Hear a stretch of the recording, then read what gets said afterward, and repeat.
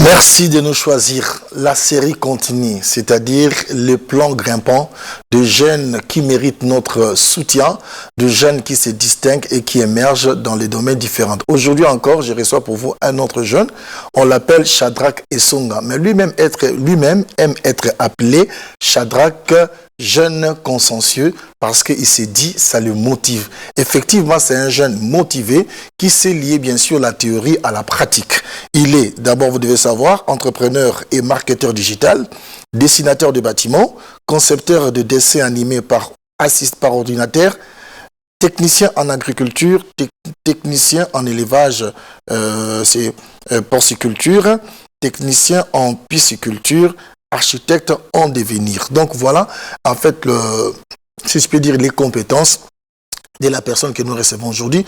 Comme je le dis souvent, ce sont des jeunes qui font notre fierté et qui nous donnent encore de l'espoir parce que nous avons tous une idée peut-être erronée de la jeunesse actuelle. C'est pas vraiment erroné. Pourquoi? Parce que nous voyons la plupart qui se lancent dans des futilités, qui se lancent dans des choses qui ne sont pas bien. Mais là, il y a quand même un lot qui se distingue. Nous avons de l'espoir pour notre avenir.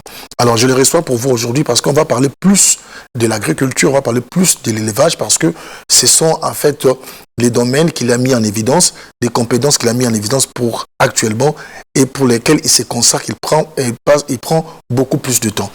Je suis très content, très heureux de vous recevoir. Merci, monsieur Hugues. Alors, comme tu l'avais demandé, que nous parlons plus en bilingue parce que tu veux atteindre certaines couches, surtout les jeunes. Ah, nous a déjà na CV moko fourni. Et qu'est-ce qui t'a poussé? Il y a quoi la formation belé? Bon, ma vision c'était juste que je prenne la formation pour former encore d'autres jeunes. D'autres jeunes? Oui. En dehors de ça, je suis aussi formateur. Okay. J'encadre les gens en élevage et en agriculture et en architecture. Ok. Oui.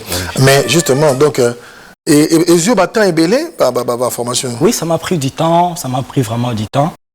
Ça m'a pris vraiment du temps. Ok. Là, tu avais qui comme modèle? Au Salango, nani a inspiré yo? Inspiré qui yo? Nazaïk pour un modèle. Au moment qui formation. Ouais, premièrement, je dois être clair. C'est grâce à son excellence, président de la République, monsieur Félix Tshisekedi. C'est lui vraiment qui m'avait vraiment motivé. Suite à ce slogan qu'il utilisait, la revanche du sol sur sous-sol, je voulais aussi entreprendre pour lutter contre les sécurités alimentaires qui nous dérangent vraiment. Ok, très bien. Voilà, ok. Donc pour lutter contre l'insécurité alimentaire, oui. Alors qui nous dérange, ok. Quand tu parles de l'insécurité alimentaire, aux hommes. Bon, insécurité alimentaire suite à la famine, donc au manque de la nourriture. Bon, juste pour vivre, je viens de faire des recherches. La RDC a une grande étendue, donc 80 millions d'hectares arables. Mais jusqu'à présent, il y a juste une partie qui est exploitée. Donc nous devons vraiment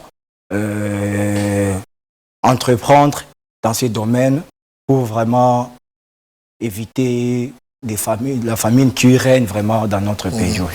Ok, alors là, tu as choisi évidemment, bien sûr, l'aspect agriculture, l'aspect élevage. Est-ce que tu ne te sens pas que non, c'est comme si tu t'es diminué par rapport à d'autres jeunes? Parce qu'aujourd'hui, les jeunes choisissent plus les fonctions administratives, les fonctions politiques. Est-ce que tu te sens un peu reculé? Tu te sens un peu diminué? Non. Est-ce que tu es fier de ça? Je suis vraiment très fier. En quoi tu es fier de ça? Bon, premièrement, en 2018, j'avais rempli mes études, je fais la préparatoire. Après, j'avais vraiment de difficultés, il n'y avait pas de moyens pour que je continue mes études. Mais grâce à l'élevage, aujourd'hui, je paye mes frais académiques. Wow. Oui. Pour vous dire, cette année, je paye tous les frais. Donc, frais académiques, frais d'atelier, grâce à à l'élevage. Je suis vraiment très fier en ça. Ok, tu ne te sens pas diminué, tu ne te sens pas reculé, tu ne sais pas comme quelqu'un qui vient du village par rapport à d'autres jeunes qui sont bons chic, bon genre. Bon, tu l'es d'ailleurs aussi. Tu ne te sens pas reculé. Non, tu es fier de ça. Ouais. Alors, en dehors, bien sûr, de cet avantage dans l'agriculture, que toi-même tu as expérimenté l'élevage, tu as payé tous les frais académiques. Quels sont encore d'autres avantages que toi, tu vis venant bien sûr de cette profession, de ces métiers d'élevage et d'agriculteur? Bon, l'élevage, ça m'a beaucoup vraiment porté. Donc, juste aussi la valeur, parce qu'il y a beaucoup déjà qui sont pour le moment en élevage. Grâce à moi, grâce aux vidéos que je mets sur TikTok, beaucoup déjà sont vraiment prêts à entreprendre en élevage. Donc tu as formé quand même beaucoup de gens? J'ai encadré beaucoup de personnes. Il y a des gens aussi qui vivent en Europe que j'ai encadré. Il y a une dame, je la salue aussi. Et elle réside en Allemagne. Je l'avais vraiment encadrée.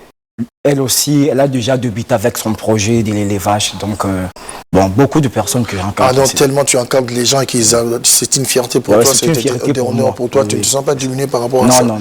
Ok. Alors, maintenant là, il y a des particularités dans ce que tu es en train de faire déjà. Dites-nous d'abord, d'une manière générale, tu les fais où, cet élevage? Tu les fais sur quel site? Tu le fais où? C'est ici, à Kinshasa, précisément où? Ouais. Ma ferme se trouve vers Kimbaseke, sur quartier Payotte. Donc c'est là vraiment que j'ai commencé à entreprendre dans l'élevage. Ok. Et là, tu es dans l'élevage, tu es dans l'agriculture. Qu'est-ce que tu fais dans l'élevage? Qu'est-ce que tu fais dans l'agriculture? Bon, pour l'élevage, je fais la porciculture. Lorsque je dis la porciculture, c'est l'élevage de porc. Je fais la quiniculture, concerne l'élevage de lapins, aviculture, là, l'élevage de poulets. Bon, la aviculture, là, je suis vraiment spécialiste d'une race magnifique qui est surnommée Brahma. Donc, c'est ça vraiment ce que j'entreprends. Parle-nous en fait, Brahma, cette race-là. Et je pense qu'avec les images, il y a les images des illustrations qui vont passer. C'est quand même je vois, c'est un coq de grande taille, au-delà du normal en fait. Parle-nous, c'est quelle race? Ça vient d'où cette race-là? En fait, c'est une race par excellence. Donc, ça provient de les États-Unis, des USA. Donc, c'est une race vraiment incroyable. Et c'est de grande taille, ces coqs de grande taille. Mais quand on voit, c'est comme s'il y a trop d'engrais chimiques. Non. C'est du bio vraiment. Du bio? Ouais, du bio. Donc, les jours où on aurait le temps, là, je viendrai aussi vous montrer qu'est-ce qu'il mange, qu'est-ce qu'il consomme. Oui, ça se fait comment? Parle-nous-en. Quels sont les avantages d'élever? On peut aussi élever cela dans la maison? Certainement. On fait comment? Il est élevé, il a des particularités ou bien il est élevé comme toute autre volaille? Donc, il est élevé comme toute autre volaille. Que ce soit sur le plan alimentaire? Le domicile, donc il est vraiment une bonne race. Donc, c'est le même vraiment. Son alimentation n'est pas coûteuse? Non, n'est pas coûtée. Même, moi-même aussi, je fais des aliments pour faciliter, donc pour éviter le coût. Donc moi-même aussi, je fais l'élevage et je fais plutôt des aliments. Et là, vous en avez un grand nombre? Oui, un grand nombre. Mais en fait, il y avait beaucoup de gens qui font des commandes sur ça. Bon, cette fois-ci, pourvu qu'il n'y avait pas vraiment beaucoup, je voulais faire, créer une manière d'incubation, donc pour que je commence à faire l'incubation. De cette race? Oui, pour avoir des poussins. Donc, parce qu'il y a beaucoup de personnes qui font vraiment des commandes sur ça, et raison pour laquelle je voulais vraiment avoir aussi la couveuse pour débuter vraiment avec des poussins. Oui. Donc, telle qu'elle est là, elle est bonne, cette race plutôt, elle est bonne pour l'élever. Il n'y a pas de différence avec d'autres... Non, il n'y a pas de différence. Il n'y a pas de différence. Et même pour la consommation, c'est-à-dire manger là, la viande là, sa chair là, c'est agréable? C'est agréable. Okay. C'est vraiment très agréable. Donc, alors, en dehors de ça, il y a encore une autre chose. On vous a vu dans les images avec le porc. Et vous faites aussi le porc à votre âge. C'est déjà avancé. Et je me dis, bon, ces jeunes, au lieu d'aller dans les concerts, au lieu d'aller dans les bars, lui, il traîne, tu passes tous ces moments, tout ce temps dans des fermes, là. Et avec les porcs, c'est comment? C'est quelle race de porc? C'est la race, comment dirais-je, normale? Ou bien c'est comment s'il y a des particularités dans ce que tu fais? Bon, pour la porciculture, c'était un élevage que donc j'avais commencé à ça. Ça fait déjà 4 ans que j'entreprends un élevage porcin. En ce qui concerne le porc, j'avais commencé qu'avec un seul porcelain, donc une truie en fait. Donc lorsque je dis une truie, c'est la femelle. J'avais commencé avec elle. Après, à un moment, elle avait la chaleur, je fais l'accouplement. La première portée, là, elle avait fait du porcelain. 10 porcelains. Au début, j'ai connu aussi tant de difficultés parce que j'avais perdu tous les 10 porcelains. Oui. Mais grâce à l'entrepreneuriat, parce que je fais aussi l'entrepreneuriat, je connais que l'entrepreneuriat, il y a toujours des échecs, mais l'échec n'est pas fatal. Ça nous permet pour bien mieux avancer. J'avais accepté. J'ai laissé la truie en question jusqu'à ce que la deuxième portée, elle a fait 12. C'est là que j'ai débuté. J'avais commencé aussi avec une seule loge. Donc là où le porc... vous gardez le porc. Là où on garde le porc. Donc j'avais commencé avec une seule loge. Mais pour le moment, j'ai 10 loges avec une grande salle pour la viculture. Wow. Oui. Et encore ça. Félicitations en tout cas. Ah, merci. Alors, on va encore parler de toi parce que tu es fondateur d'un centre de formation, Aurore Academia Business. C'est quoi au juste? En ce qui concerne le centre de formation, c'est la raison pour laquelle je fais beaucoup de formations. Parce que lorsque moi-même je accueillis la connaissance, j'aime aussi partager avec d'autres personnes. Souvent, la formation, il y a des fois aussi, se passe gratuitement pour faciliter. Parce que, dans notre pays, les jeunes ne veulent pas vraiment apprendre. C'est pour cela, il y a des fois, je fais la formation, je donne la formation gratuite. Parce que le 30 juin passé, on avait une formation sur la porciculture. C'était vraiment gratuite. C'était passé à Kimbaseke. Ma vision est que je puisse vraiment donner aussi les jeunes l'envie de commencer à entreprendre l'élevage. C'est pour cela, vraiment, raison pour laquelle j'aime bien encadrer, de former les gens. Je vois 2 volets dans ce que tu dis. Premièrement, il y a ce que tu postes comme des vidéos. Et deuxième volet, en présentiel, il y a la formation. De tous les deux, qu'est-ce que tu as remarqué? Qu'est-ce qui va plus mieux que l'autre par rapport, bien sûr, à la demande de ceux qui te suivent? Est-ce, par rapport aux formations, tu reçois beaucoup de gens qui viennent, qui s'intéressent aux formations présentielles, ou bien les gens s'intéressent plus, tu as remarqué beaucoup d'intérêt de gens par rapport aux vidéos que tu places sur les réseaux sociaux? Ça dépend de la personne, sa vision aussi. Mais selon moi, souvent, j'ai dit, avant de buter, d'entreprendre à quelque chose, il faut d'abord avoir une connaissance. La formation, c'est très important. C'est très important. Il faut vraiment apprendre pour mieux avancer. Parce que même moi aussi en élevage, j'ai connu beaucoup de difficultés. Auparavant, je n'avais pas la connaissance, mais lorsque j'ai pris la formation, j'ai compris, il y a d'autres détails que j'avais vraiment ignorants. Mais suite à la formation que j'avais faite, c'est ça vraiment qui m'a poussé de mieux avancer. C'est ça vraiment. Et comment tu les fais en fait ces formations en présentiel? C'est-à-dire les gens viennent. Tu penses combien de temps? Est-ce que c'est tout simplement une théorie? Ou bien il y a théorie pratique, ça se fait comment?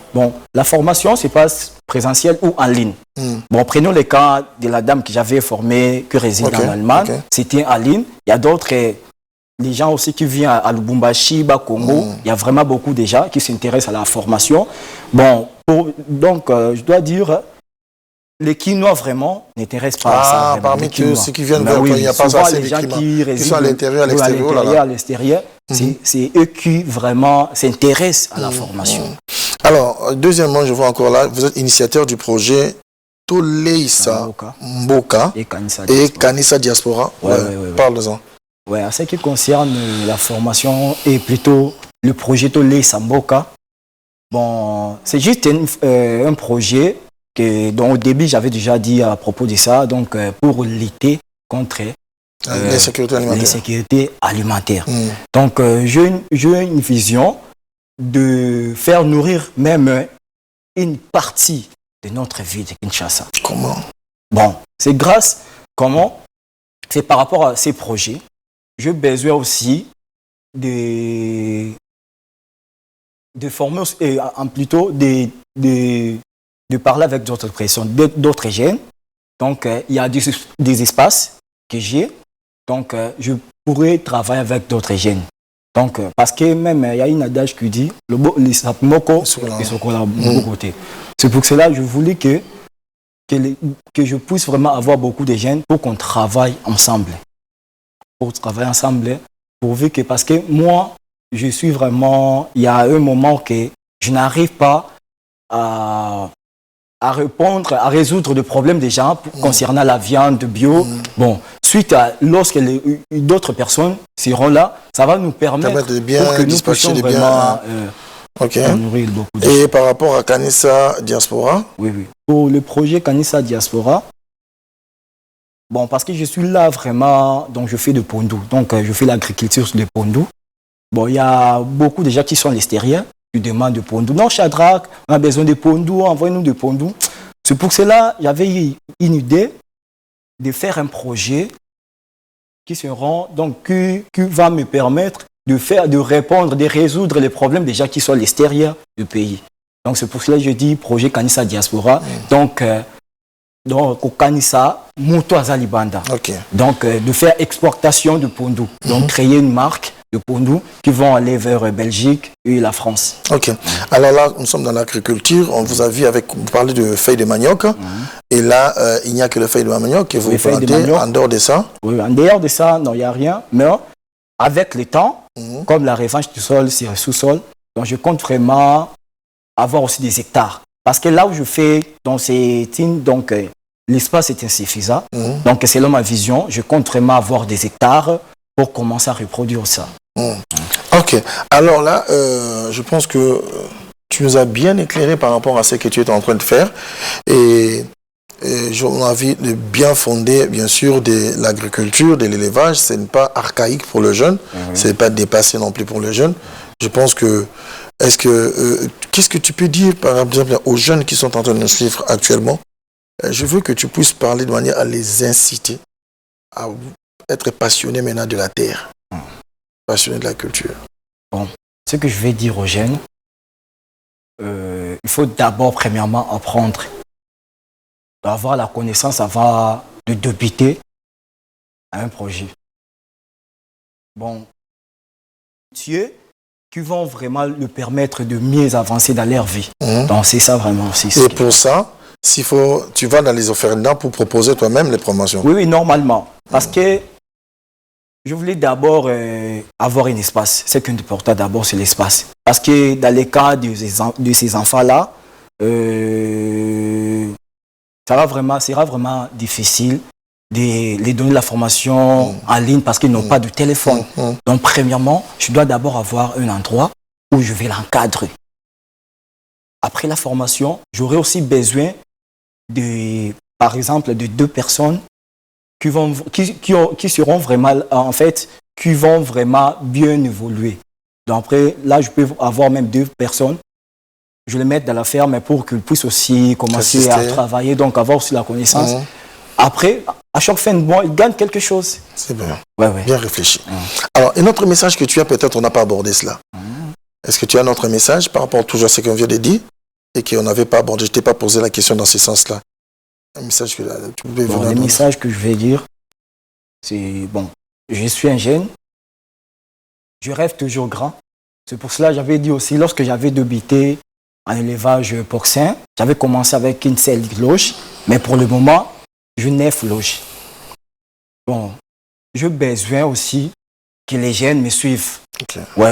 La seule raison que je rêve vraiment, que les jeunes me suivent pour qu'on travaille ensemble. Donc, j'ai des espaces, mais avec le temps, on pourrait aussi construire des loges. Là, je commencerai à travailler aussi avec les jeunes pour que là, tu gagnes quelque chose qui va te permettre aussi que tu puisses résoudre le problème qu'il y a. Donc, c'est un peu ça. Mais en dehors de ça aussi, j'ai un projet pour des femmes. Pour des femmes? Oui, allez-y. Femmes mères. Parce que l'endroit que je trouve à Kimbatik, il y a beaucoup de femmes qui sont délaissées comme ça par des hommes. Voilà. C'est pour cela j'ai un projet de créer d'ateliers de couture. Ok. Bon, pour créer ça, ça demande l'argent pour acheter des machines, que ces femmes-là puissent venir travailler, acquérir la connaissance, et puis être aussi indépendantes. C'est ça vraiment ce que aussi je pensais. Mais bon, il y a juste le problème de moyens financiers. Bon, c'est ça vraiment ce qui me pose un peu problème. Alors là, je pense qu'on a tout dit vraiment pour cette émission. Vraiment, c'est enrichissant, c'est édifiant. Et ça console, ça soulage quand on voit les jeunes réfléchir de cette manière. Donc, c'est un soulagement pour l'avenir. Et je pense que notre plus grand devoir, c'est de soutenir ces jeunes, de les accompagner et d'apporter un plus de manière qu'ils puissent encore aller plus loin. Parce que ce sont en fait, bien sûr, des futurs patrons. Et ça pourra aussi nous aider, comme on est en train de dire toujours d'une manière générale, chercher à créer une classe moyenne. Ça commence comme ça. Ça commence comme ça. Allez-y. Bon, il y a une chose que je voulais parler. Bon, j'appuie toujours l'idée du chef de l'État. Il avait dit que il a besoin de créer aussi les hommes congolais, les hommes millionnaires. C'est ça vraiment. Ce que je veux dire aux jeunes. Jeunes, je suis là. Mes frères et sœurs, je suis là. Moi, j'entreprends l'élevage et l'agriculture. Si tu te sens que tu es prêt à commencer, je suis là. Après la fin de l'émission, je vais donner mon numéro et toute personne qui vont s'intéresser à l'élevage, je vais l'accompagner jusqu'à ce que obtenir aussi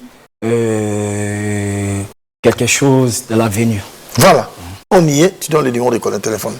Bon, mon numéro c'est plus 243 84 00 331. 84 00 331. Oui. Donc plus 243 84 00 331. Oui. En tout cas, merci beaucoup. Donc, je t'encourage, je te soutiens, fier de toi. Merci. Et je pense que nous également, quand on voit parfois, on dit pourquoi on a envie bien sûr de retourner jeune pour embrasser les projets. Peut-être on n'avait pas eu cet acte-là de faire cela, mais voilà que même les grandes personnes peuvent bien sûr vous rejoindre dans ces projets. Il n'y a pas seulement que le jeune pour se rattraper, parce que là, il n'y a pas de retard. Donc merci beaucoup, que tu puisses aller de l'avant. Et on sera là toujours pour te soutenir. Je pense que ça vous a intéressé. Le numéro de contact a été donné. Donc c'est à vous maintenant de contacter notre invité, Shadrach, jeune consciencieux. Certainement, il y aura des lucies pour votre avenir. Portez-vous bien. On se retrouve prochainement. Bye bye.